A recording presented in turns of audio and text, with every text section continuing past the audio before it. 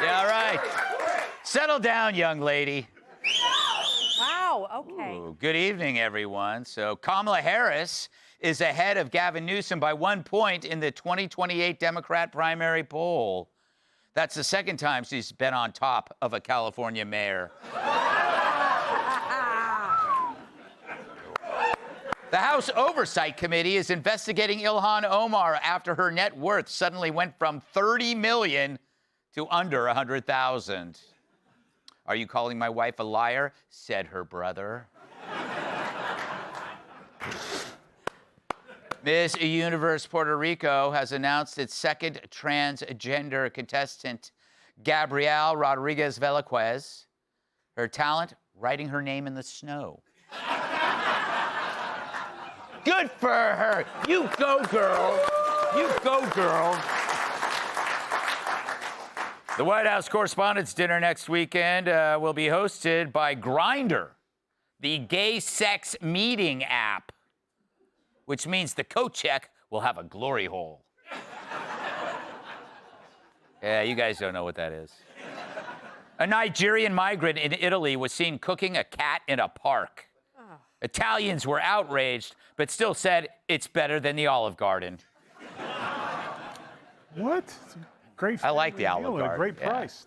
A man has been accused of rubbing his genitals on a woman's face in Whole Foods. Police described the suspect as white, middle-aged, and Eric Swalwell.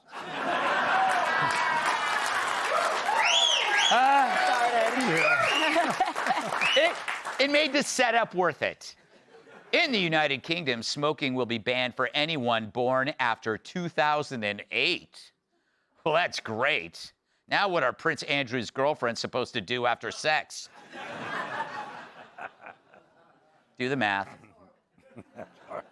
On Monday, Tim Walz said he wants to win over potential Democrats by showing up in small towns, mainly because it's easier for him to stay 50 feet away from schools. Sensing a theme tonight. Yes.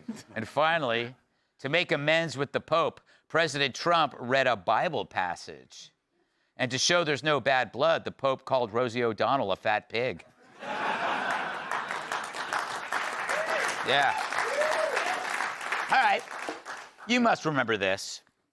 6 years ago, neo-Nazis marched out of a field in Charlottesville, Virginia, literally carrying torches and neo-Nazi flags.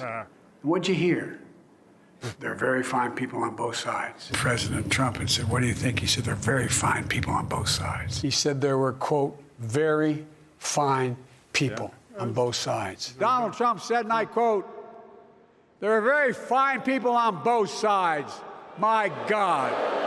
That's what he said. That's what he said. The very fine people hoax. It's what that feeble old fart ran on.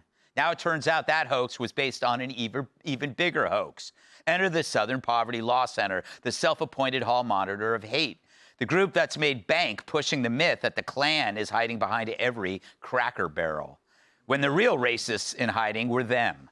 The DOJ revealed that the SPLC has been indicted by a grand jury for using millions in donor funds that went to hate groups like the KKK and neo-Nazis. Roll it.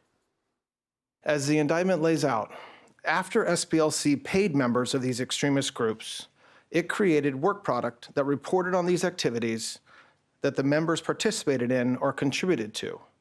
And to that end, it was doing the exact opposite of what it's told its donors it was doing.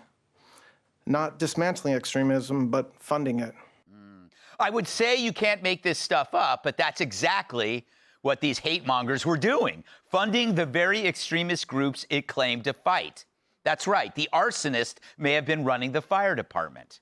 It's like donating to Save the Whales and finding out that the money was going to feed The View. See, the SPLC had a problem.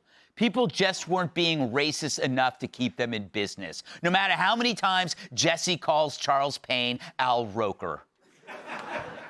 After all, your fundraising, your relevance, and media hits depend on the existence of widespread hate, but what happens when there isn't any? Time to hire an intern who knows how to tie a noose. You add Turning Point USA to your hate map, or the Family Research Council, or a group that opposes illegal immigration. Hate morphs into ideas that liberals hate, especially since it's the only tool they have to ruin people by calling them bigots. And the media, they ate it up for years. Every hate map was treated like gospel. If they said your neighbor's bowling league was a hate group, boom, front page, no questions asked. Meanwhile, the actual number of active hate groups in America has been about as robust as Blockbuster Video. But that didn't stop the fear machine, because fear keeps the lights on, fear keeps us divided as a people, and fear gets people elected. And that's how you get this. From white supremacy is the most lethal threat to the homeland today. Not ISIS, not Al-Qaeda, white supremacists. No matter what the white supremacists and the extremists say, As the most dangerous terrorist threat to our homeland is white supremacy. To be the most lethal terrorist threat to the homeland today, white supremacy. So we knew this was hate-filled, and now we know the SPLC helped to fund it with the Unite the Right rally, which gave us the Fine People hoax, where Trump was accused of equating Nazis with peaceful protesters. So to repeat, the entire narrative of Biden's candidacy was based on a hoax created by a left-wing group, then protected by the media, who did no investigation into who these haters were. The media is oddly incurious, in addition to corrupt and stupid. We never found out who those people with the torches were, did we? Yet the same mob was able to track down Jan's 6 grannies, which is why it's not just about the SPLC. It's about politicians who embrace them, the corporations that donated to them. Hell, Apple gave them $1 million. So did George Clooney. And then there's the media outlets who needed to make the lies true, so they could say it's racist to deport people in the country illegally, so that everyone in the next Star Trek is trans, and that hiring based on merit is as out of date as the canned beans I donate to food drives. Of course, these allegations will have to be proven in court, but the plot is exposed. Fact is, America is one of the least racist societies in human history, and that's bad for business if your business is racism. Let's welcome tonight's ghost! She went from the flaming lips to artificial hips. Host of the Kennedy Saves the World podcast, Kennedy. He looks like the kind of guy who pays for hookers with baseball cards. Comedian Jim Florentine. The last time she did a pull-up was with her own Huggies. New York Times bestselling author of Bugson's Kid Trimmer Cat Tip. They call him a chick magnet because he attracts women with walkers. Former NWA World Champion and host of Letters Out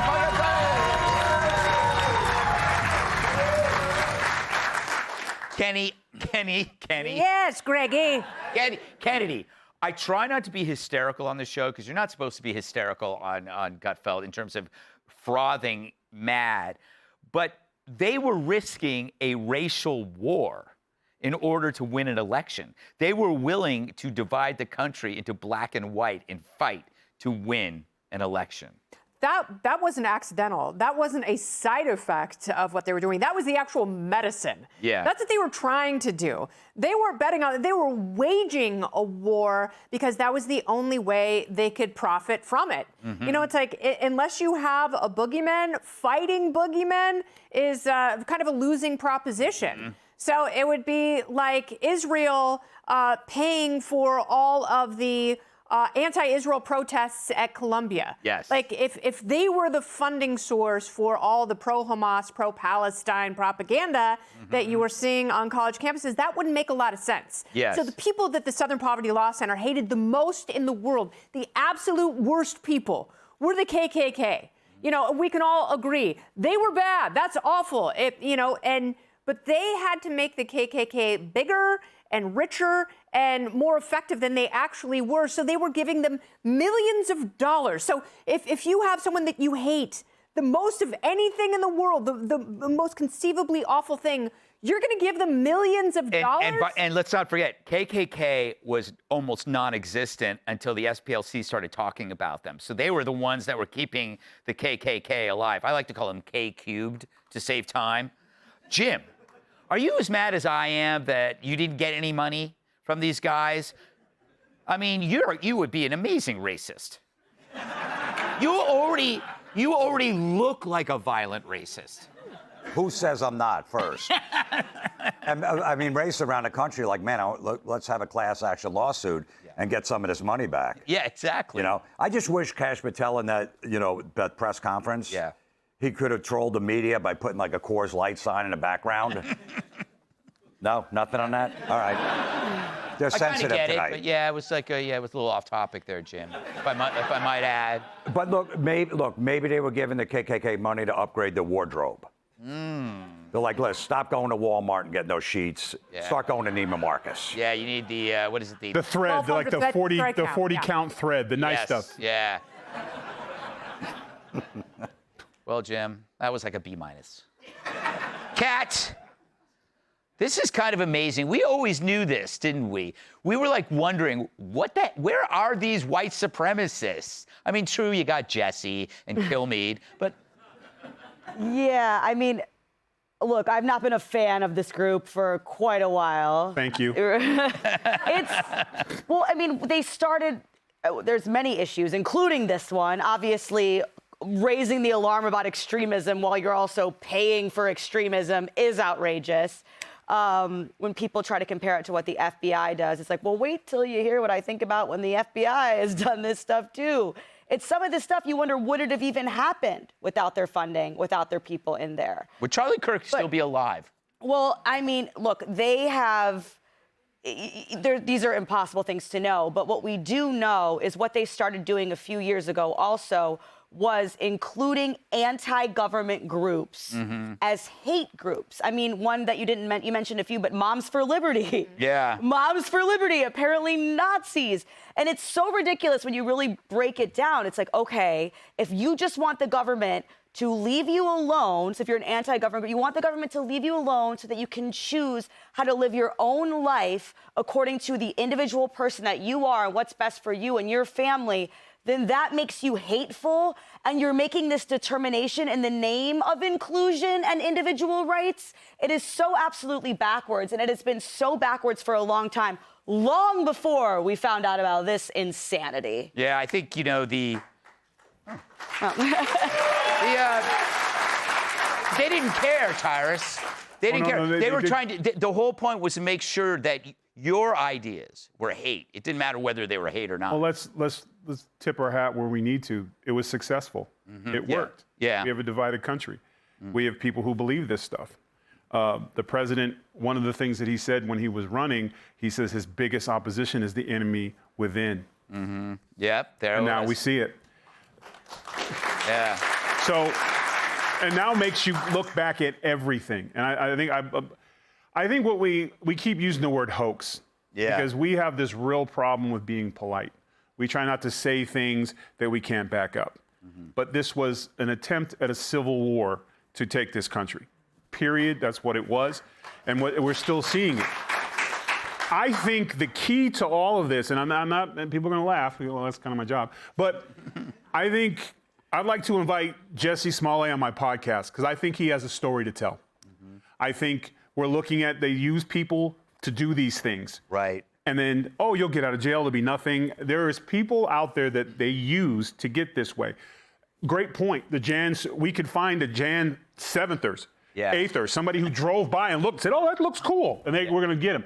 But yet all those guys with no masks in the outdoors in the summer times with torches, we don't know who they are. But there were reports where there was people that were showing up they even had black guys holding KKK signs. Yeah. You know what I'm saying? Like it was just whoever could put on the khakis. It was on the bus or whatever. If we got a board and we started putting up all the things, we need to start connecting the tissue here because this is exactly what it was. And look, if this wouldn't happen, I'll say it, Charlie Kirk would still be alive. We would have guests from all actors all across there wouldn't be all this stuff. They did a very good job and they continue to do it. And there's Americans that believe it as gospel. Yeah. And that's the scary thing. Yeah. All right. Well, we'll see what happens next. That's called a transition. All right, thanks for watching. Check out my new podcast, Hanging Out with me, Sean Hannity. The big interviews, the debates you won't get anywhere else. Like and subscribe for new episodes every Tuesday and Thursday.